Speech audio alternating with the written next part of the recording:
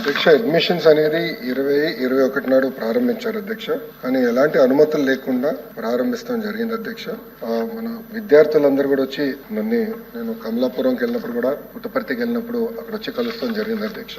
అధ్యక్ష విచిత్రం ఏంటంటే నాకు గత ప్రభుత్వం పర్మిషన్లు తీసుకోలేదు ఈ యూనివర్సిటీ ఏర్పాటు చేశారు. కానీ విద్యార్థులు మాజీ ముఖ్యమంత్రి గారిని కలిసేదానికి వెళ్ళినప్పుడు మా పైన దాడి చేశారు అధ్యక్ష. ఏదో మేము అన్యాయం చేస్తున్నాం. ఇది ఎంతో న్యాయమో దయచేసి ఇక్కడ ఉన్న సభ్యులందరూ కూడా ఒకసారి గమనించారు. ఆర్టికల్స్ కూడా నా దగ్గర ఉన్నాయి అధ్యక్ష.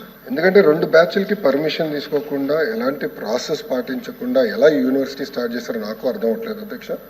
వాళ్ళందరూ నన్ను కలిసిన తర్వాత మేము అది కేంద్ర మంత్రి గారితో నేను కూడా పర్సనల్ గా మాట్లాడా, గౌరవ ముఖ్యమంత్రి గారు కూడా మాట్లాడారు. ఇది సీరియస్ గా పరిస్థితుల్లో పిల్లలు ఇబ్బంది పడకూడదని మేము వాళ్ళ దృష్టికి తీసుకొచ్చిన తర్వాత ఇమ్మీడియట్ గా, ఎందుకంటే ఆంధ్ర రాష్ట్రంలో డబుల్ ఇంజిన్ సర్కార్ ఉంది, కేంద్రంలో కూడా తెలుగుదేశం పార్టీ ఎన్డీఏలో భాగస్వామి, Bharatiya Janata party, Janasena party, TDP 3 పార్టీలు కలిసికట్టుగా ముందరికెళ్తున్నాం. కనుకనే ఈ రోజు ఇలాంటి కొన్ని ఇబ్బందికరమైన గత ప్రభుత్వం తీసుకున్న నిర్ణయాలు కూడా మేము సరిదిద్దగలుగుతున్నాం అధ్యక్ష.